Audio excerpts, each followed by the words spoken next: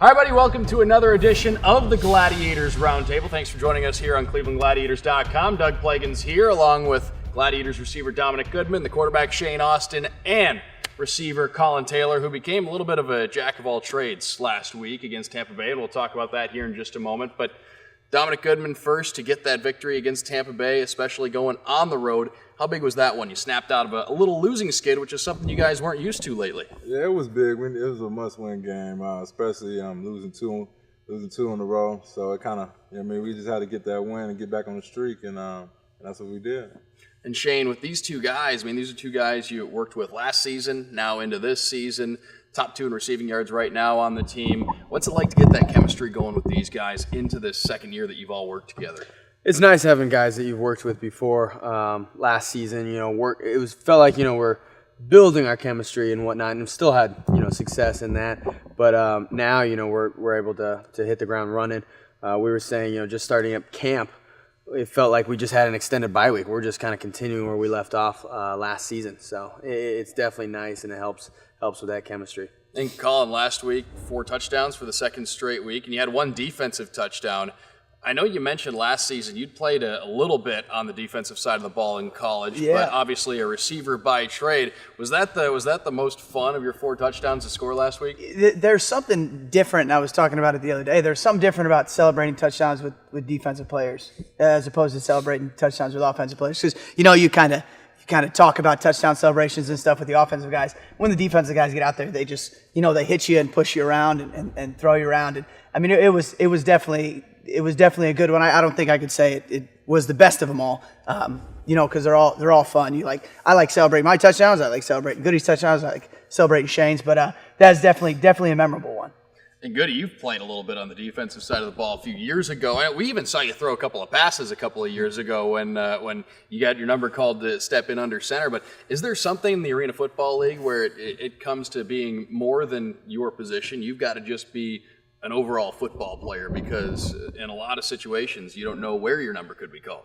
Yeah, that's the big thing with Arena. If more positions the more valuable you are. Just being able to be a jack of all trades like CT and like our linemen got to be able to play all the positions for the line. D-line, they got to be able to play all the positions for the front. So DB's got to play all the positions. So it's really big when you know every position.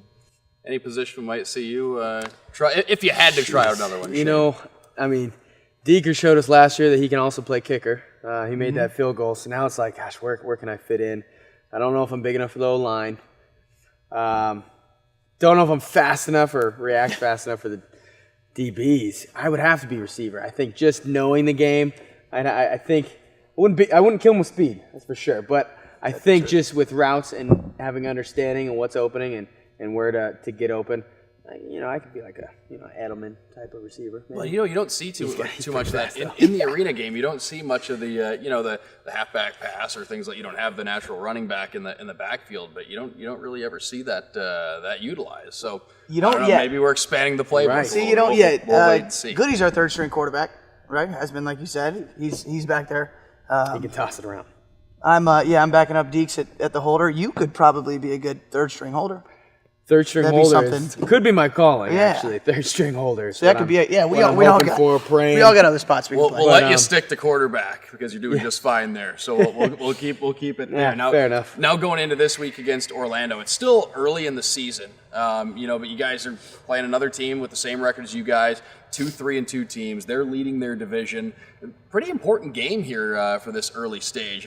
Going up against Orlando, Goody, a team that you guys knocked out of the playoffs last year. Yeah, Orlando's a good team. They're having a good season so far, and we always expect to get the best out of Orlando. So we just got to get ready and prepare this whole week for them. And just the way this season's gone so far, how would you rate it? Because we're 5 games in at this point, 3-2. You don't get a preseason. You don't get a really long, drawn-out training camp. So the beginning of the season, the first few games, very important for getting everybody on the same page. How do you feel like things have progressed? Right. It's important to start fast in this league, just like you were saying. You don't have a lot of time. You got to kind of work out the kinks as you go. Sitting at 3-2, we're still, winning. We still feel confident with our guys. But like we were saying earlier with the 2 losses back-to-back, the guys that were here last year, we hadn't lost consecutive games the entire season. So that was a new experience. It was kind of interesting to see how we bounced back from that. And it was nice that we all fought together and we all got a very important solid win last week. And we got to just continue on that and stay hungry. And last thing, Collin, I know you guys broke out of that little losing skid. Yeah. Overall, it seems like, and last season was just like this. You kind of take those little lessons from each and every game, and you hope to utilize those when you get to those do or die games in the playoffs at the end of the year. Do you think that bouncing back from a little 2-game losing skid can be one of those lessons that you can draw back on later on? Yeah, I mean, I think we definitely needed it. Like Shane had mentioned, we weren't really used to losing games at all, so 2 was kind of a shock.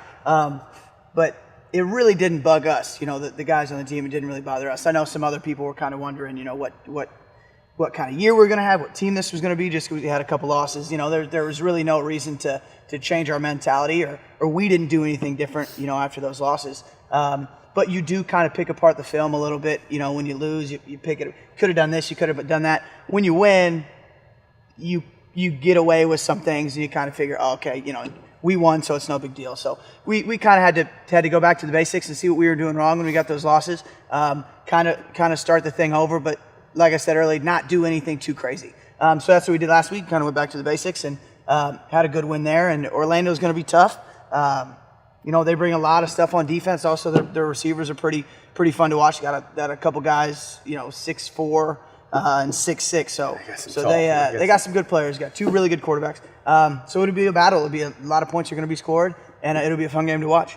Big game coming up on Saturday. Collin Taylor, Shane Austin, Dominic Goodman, Gladiators, and Orlando. Saturday at 7. You can catch it all on 92.3 The Fan. I'm Doug Plagens. Thanks for checking us out here on ClevelandGladiators.com. This is the Gladiators Roundtable.